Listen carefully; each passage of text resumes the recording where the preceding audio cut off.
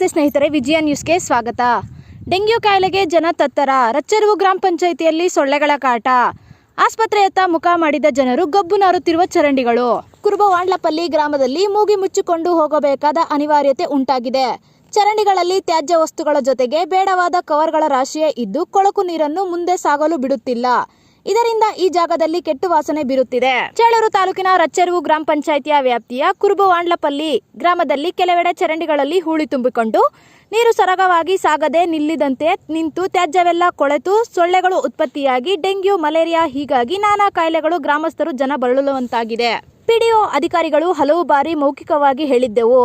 ಆದರೆ ಅವರು ಸ್ವಚ್ಛಗೊಳಿಸಲು ಮನವಿ ಪತ್ರ ಕೊಡಲು ಹೇಳಿದ್ದರು. ಅದರಂತೆ ಪತ್ರ ಕೊಟ್ಟು ಸುಮಾರು 2 ವಾರಗಳು ಕಳೆಯುತ್ತಾ ಬಂದರೂ ಸ್ವಚ್ಛತೆಗೆ ಮುಂದಾಗದೆ ನಿರ್ಲಕ್ಷ್ಯ ವಹಿಸಿದರು.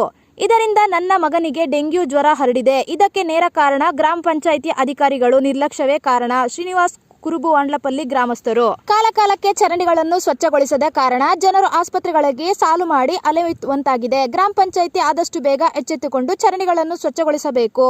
ಕಾಲುವೆಗಳಲ್ಲಿ ನಿಂತ ತ್ಯಾಜ್ಯ ನೀರು ಮುಂದೆ ಸಾಗುವಂತೆ ಶೀಘ್ರವಾಗಿ ಕ್ರಮ ವಹಿಸಬೇಕೆಂದು ಗ್ರಾಮಸ್ಥರು. ವರದಿಗಾರರು ರಾಮಾಂಜನೇಯ ಎಸ್, ಚಿಂತಾಮಣಿ.